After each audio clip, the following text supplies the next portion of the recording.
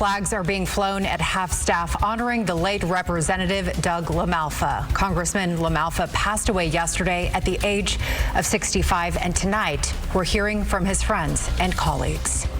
Truly the heart of a public servant, a representative of his people. Doug was always a farmer, and I've been a farmer rancher all of my life also, so the two of us really shared the soil.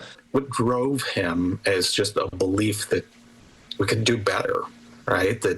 That's what it means to really serve people.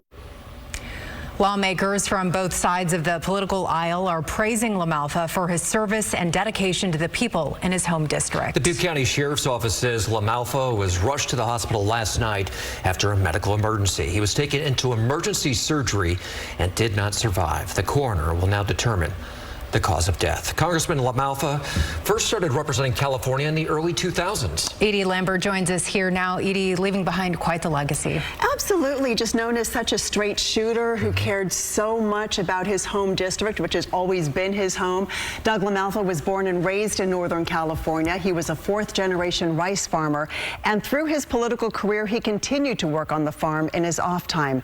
LaMalfa started in state politics, elected to the state assembly in 2002. In 2010, he won a seat in the state Senate, and 2 years later, he was elected to the U.S. House of Representatives.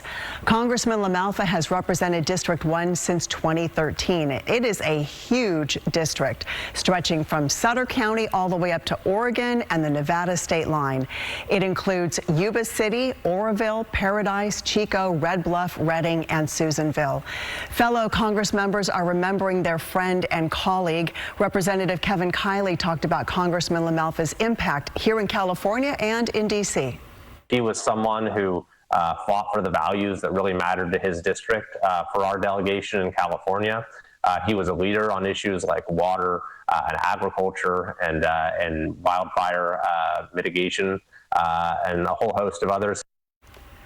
Congressman John Garamendi served with the Congressman LaMalfa for the last 16 years. They were on opposite sides of the aisle, but they found common ground fighting for agricultural resources, including water in the Sacramento Valley.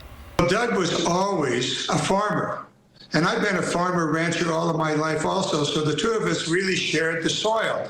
We shared the opportunity to grow cattle in my case and rice in his case. And so we were always communicating about the agricultural interests. And the agricultural interests in the Sacramento Valley are significant. Doug and I never had any disagreement about the need to solve and to work on the water issues of the Sacramento Valley.